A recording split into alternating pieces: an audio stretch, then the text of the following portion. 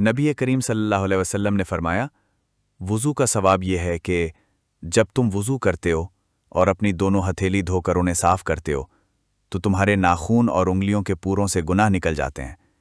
پھر جب تم کلی کرتے ہو اور اپنے نتنوں میں پانی ڈالتے ہو اور اپنا چہرہ اور اپنے دونوں ہاتھ کوہنی تک دھوتے ہو اور سر کا مسح کرتے ہو اور ٹخنے تک پاؤں دھوتے ہو تو تمہارے اکثر گناہ دھل جاتے ہیں۔